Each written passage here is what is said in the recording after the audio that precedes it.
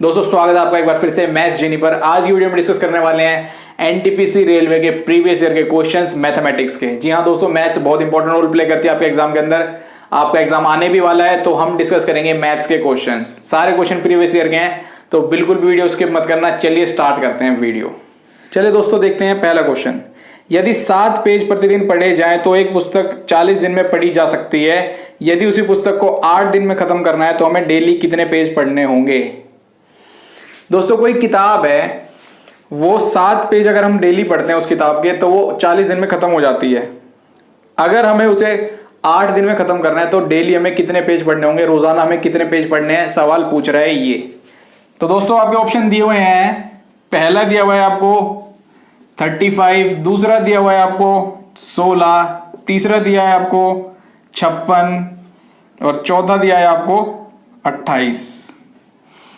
दोस्तों अगर कोई किताब 7 पेज पढ़े जाते हैं डेली, यानी कि 7 पेज आप डेली पढ़ रहे हो और 40 दिन तक पढ़ रहे हो, तो कुल किताब में पेज कितने होंगे? 280।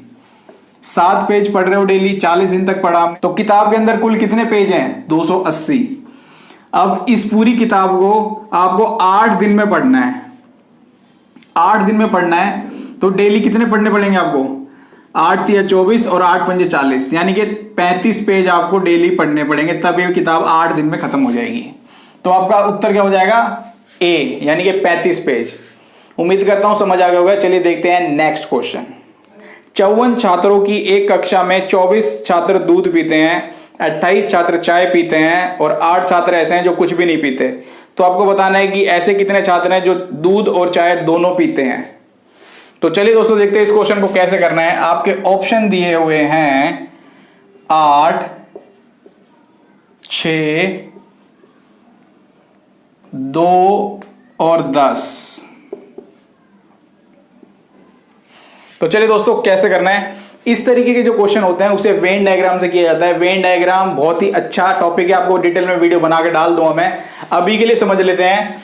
वेन डायग्राम में क्या होता है, एक बॉक्स होता है आपके पास, इसके अंदर आपको 2 सर्कल, जितनी भी आइटम्स है उतने सर्कल बनाने होते हैं। ये आपके मिल्क पीने वाले हैं, दूध पीने वाले, ये आपके चाय पीने वाले। टोटल छात्र हमें दिए हुए हैं 54। टोटल 54 दिए हुए हैं, दूध पीने वाले हैं और चाय पीने वाले हैं। और ये जो एरिया होता है बीच का, ये वो है जो दोनों पीते हैं, दूध भी और चाय भी। और ये जो बाहर वाला जो एरिया होता है, ये वो है जो कुछ भी नहीं पीते।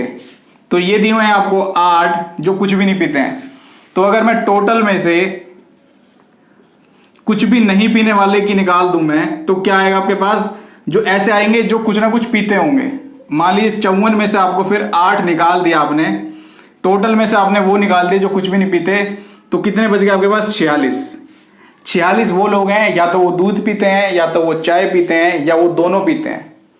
कुछ ना कुछ पीते जरूर है वो। अब बात कर लेते हैं, हमें निकालना है कि दोनों पीने वाले कितने हैं। तो क्वेश्चन क्या कह रहा है आपका? 24 छात्र ऐसे हैं जो दूध पीते हैं और 28 छात्र ऐसे हैं जो चाय पीते हैं। अब 24 और 28 का मैं अगर टोटल करूं, 24 प्लस 28 कितना हो गया आपका? 52। हमारे हिसाब से कितने होने चाहिए? 46। उसके हिसाब से कितने हैं? 52। कहने का मतलब क्या है कि कुछ छात्र जो इस बीच में आ रहे हैं, ये 2 बार काउंट हो गए हैं, आपके 2 बार गिन लिए गए हैं, इसलिए ये एक्स्ट्रा हो गए हैं। तो कैसे करेंगे हम? 52 में से 46 आप घटा दोगे तो कितना आ जाएगा? 6। यानी कि 6 एक्स्ट्रा हमने ले लिए हैं, यानी कि 6 वो बंदे हैं जो दोनों पीते हैं, चाय भी और दूध भी। तो आपका आंसर क्या हो जाएगा? 6, यानी कि ऑप्शन बी। चलिए दोस्तों देखते हैं अगला क्वेश्चन क्या कह रहा है। एक बस 1 घंटे में 12/2/5 की दूरी तय करती है, तो यह 2/3/4 घंटे में कितनी दूरी तय करेगी। क्वेश्चन देख लेते हैं जरा क्या कह रहा है। आपके ऑप्शन दिए हुए हैं।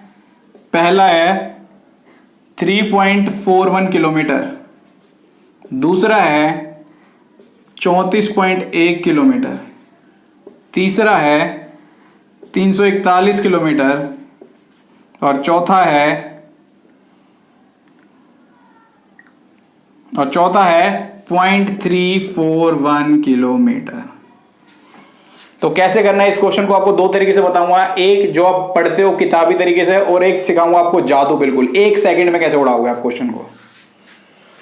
क्या कह रहा है क्वेश्चन, 1 घंटे में वो जा रही है 12/2/5 किलोमीटर। 12/2/5 का मतलब क्या होता है, 12 पंजे 60 और 2 62/5 किलोमीटर जा रही है वो 1 घंटे में। 1 घंटे की कहानी होगी 62/5 किलोमीटर। आपसे पूछा है 2 घंटे 3/4 घंटे में कितनी जाएगी। तो 1 घंटे में इतना, तो 2/3/4 में कितना होगा, 62/5 गुना 2/3/4। 1 घंटे में जा रही है 62/5, तो 2/3/4 घंटे में कितना जाएगी, 62/5 गुना 2/3/4। इसको जब आप सॉल्व करोगे तो क्या हो जाएगा, 62/5 गुना 4 दूनी 8 दिया 11/4। जब आप इसको सॉल्व कर लोगे, अब इसको सॉल्व करने का भी आपको एक अच्छा तरीका सिखाता हूं। या तो आप बिल्कुल काटा पीटी करके करोगे, या फिर आपको बताता हूं मैं, 5 और 20, नीचे क्या हो गया 62 गुना 11/20। अब 20 को क्या करना है आपको, 2 से काट दो इसे, 31 को 11 से करोगे आप तो कितना हो जाएगा 341, यानी कि 34.1 किलोमीटर आपका उत्तर हो गया बी।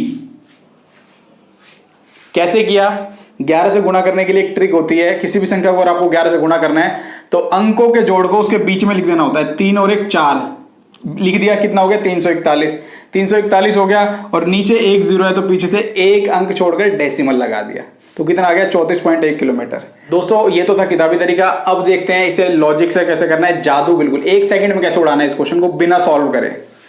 आपको ऑप्शन दिख रहे हैं, ऑप्शन सारे दूर दूर है, 341, 3.41 सारे ऑप्शन दूर दूर हैं। तो आपको करना क्या है, सिर्फ लॉजिक लगाना है, थोड़ा सा दिमाग लगाना है। 1 घंटे में कोई 12 किलोमीटर जा रही है कोई बस, तो 12 किलोमीटर जा रही है, इस 2/5 को मैं भूल जाता हूं थोड़ी देर के लिए। 1 घंटे में अगर 12 जा रही है तो 2 घंटे में कितना जाएगी, 24 जाएगी। लेकिन हमने 2/5 को छोड़ा है, यानी कि थोड़ा सा और ज्यादा जाएगी, 24 से ज्यादा। क्या 3.41 हो सकता है, क्या 341 हो सकता है, या ये हो सकता है, ये तीनों नहीं हो सकते आपके। तो ऑप्शन क्या होगा, यही उत्तर होगा आपका। 1 सेकंड, सिर्फ 1 सेकंड, सिर्फ थोड़ा सा दिमाग लगाया, कोई सॉल्व नहीं करना, कुछ नहीं करना आपको, डायरेक्ट आंसर। 1 घंटे में 12, 2 घंटे में 24, तो 24 से थोड़ा सा ज्यादा कितना होगा, 30 के आसपास, 30 34 कुछ भी होगा। ये तीनों तो हो नहीं सकते, ये तो 24 से छोटा है, ये 24 से बहुत बड़ा है, और ये भी 24 से छोटा है, तो क्या होगा, यही उत्तर रह गया आपका। तो इस तरीके से भी क्वेश्चन करे जाते हैं, इसलिए कह रहा हूं कि किताबी मेथड मत पढ़ो, लॉजिक लगाना सीखो, कॉमन सेंस बहुत जरूरी है। चलिए देखते हैं नेक्स्ट क्वेश्चन। दोस्तों अगला क्वेश्चन है ट्रिग्नोमेट्री से। तो क्या कह रहा है, यदि sec theta minus tan theta आपको 1/3 दिया हुआ है, तो sec theta plus tan theta की वैल्यू बतानी है आपको। sec theta plus tan theta का मान क्या होगा। क्वेश्चन आपका दिया हुआ है sec theta minus tan theta 1/3, और आपसे पूछा है sec theta plus tan theta का मान क्या होगा। तो इसके लिए आपको एक फॉर्मूला बीजगणित में पढ़ा है आपने, a² माइनस b²। इसका फॉर्मूला आपको पता होना चाहिए, a प्लस बी और a माइनस बी होता है इसका फॉर्मूला। बीजगणित का बहुत इंपॉर्टेंट फॉर्मूला है, अलजेब्रा का बहुत इंपॉर्टेंट फॉर्मूला है ये। तो इस फॉर्मूले का यूज करना है इस क्वेश्चन के लिए आपको। इसको अगर मैं a मान लूं, इसको b मान लूं, तो क्या होगा, a माइनस बी अगर आपको ये दिया हुआ है तो a प्लस बी आपको निकालना है। तो क्या sec² theta minus tan² theta 1 होता है। ये फॉर्मूला ट्रिग्नोमेट्री का बेसिक फॉर्मूला आपको पता होना चाहिए, और अगर आपको नहीं पता तो ट्रिग्नोमेट्री के कुछ लेक्चर्स मैंने बेसिक डाल दिए हैं, आप चाहे तो चैनल पे जाके देख सकते हैं। तो क्या मैं इसको sec theta plus tan theta और sec theta minus tan theta लिख सकता हूं इसको, क्योंकि ये सेम फॉर्म यही वाली है। इसको ये लिख सकता हूं, और ये होता है 1। तो इस sec theta plus tan theta आपको निकालना है, ये आपको निकालना है, और इसकी वैल्यू आपको 1/3 दी हुई है, और ये होता है 1, यानी कि ये 3 ऊपर चला जाएगा, कितना हो जाएगा, ये हो जाएगा यहां जाके 3। तो फाइनल आंसर क्या होगा आपका, इसकी वैल्यू हो जाएगी 3, यानी कि sec theta plus tan theta क्या हो जाएगा, इसी का उल्टा हो जाएगा, जस्ट 3। तो इतनी राम कहानी आपको करने की जरूरत नहीं है। जो भी आपको a plus B, a minus B जो भी गिवन होगा, जो वैल्यू दे रखी होगी, उसको रेसिप्रोकल कर देना है, उसको उल्टा कर देना है, वही आपका आंसर होगा। यही है आपकी शॉर्ट ट्रिक।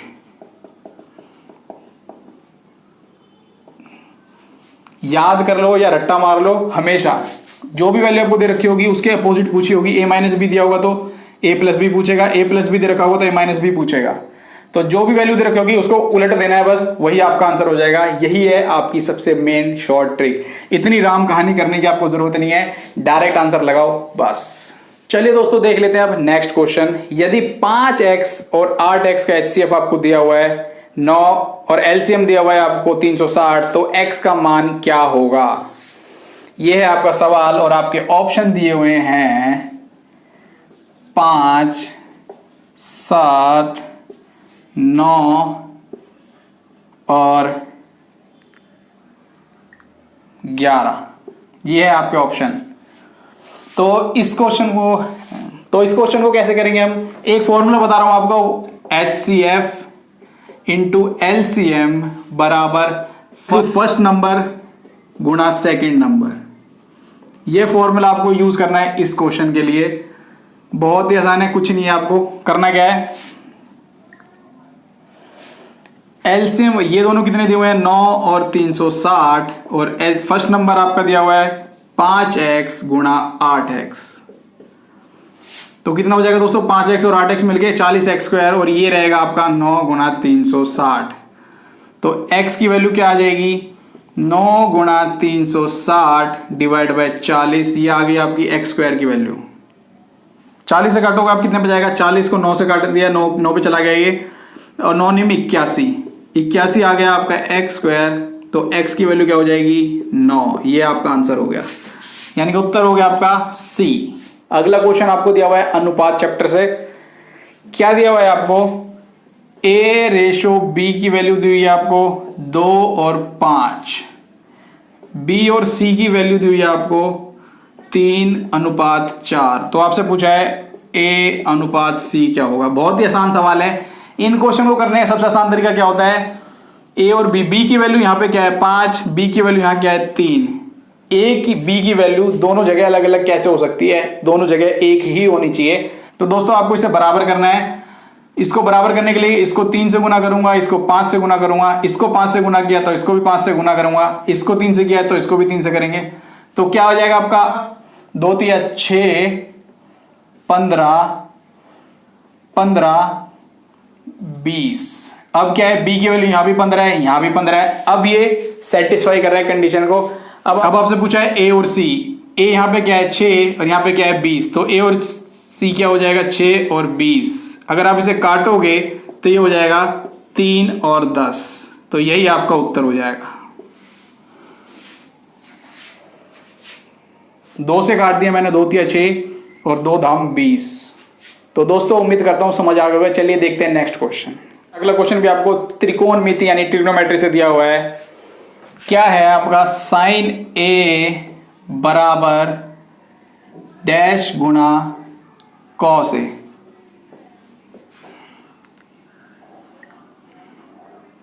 ठीक है दोस्तों, ये दिया हुआ है आपको पूछा है यहां पे क्या आएगा। बहुत ही सिंपल है, कुछ नहीं है। इसको मैं x मान लेता हूं, मान लीजिए। तो x की वैल्यू आपको निकालनी है। ये कॉस है, इधर चला जाएगा sine A upon cos A। Sine upon cos क्या होता है? ट्रिग्नोमेट्री का बेसिक लेक्चर देख लेना अगर आपको नहीं पता है तो। साइन अपॉन कॉस क्या होता है? 10, और A तो आपका है ही, तो क्या हो जाएगा x की वैल्यू 10A। यही आपका आंसर हो जाएगा। तो आपका ऑप्शन B करेक्ट हो जाएगा इसके अंदर। तो आपका ऑप्शन B करेक्ट होगा इसके अंदर। उम्मीद करता हूं समझ आ गया। चलिए देखते हैं अगला क्वेश्चन। वह कौन सी 3 अंकों की सबसे बड़ी संख्या है जो 15, 25 और 30 से पूर्णतः विभाजित होगी? आपके ऑप्शन दिए हुए हैं 900, 930, 960 और 975। दोस्तों आपको पता करना है कि 15, 25 और 30 से वह कौन सी बड़ी से बड़ी संख्या है जो पूर्णतः विभाजित होगी। तो 15, 25 और 30 से सबसे पहले हम सबसे छोटी संख्या पता करते हैं। सबसे छोटी संख्या कौन सी है जो पूर्णतः विभाजित होगी, जो फुल क्या कहते हैं, जो कंप्लीटली डिविजिबल होगी।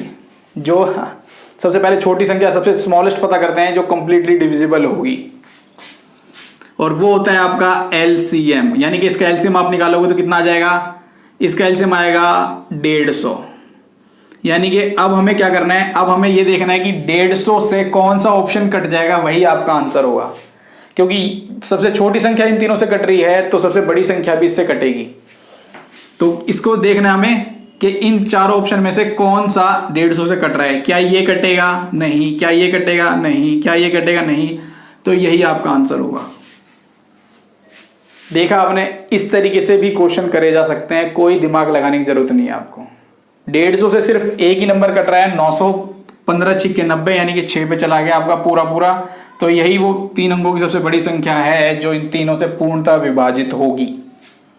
उम्मीद करता हूं समझ आए होंगे क्वेश्चंस आज के। मिलते हैं बहुत जल्दी नेक्स्ट वीडियो में, तब तक के लिए जय हिंद दोस्तों।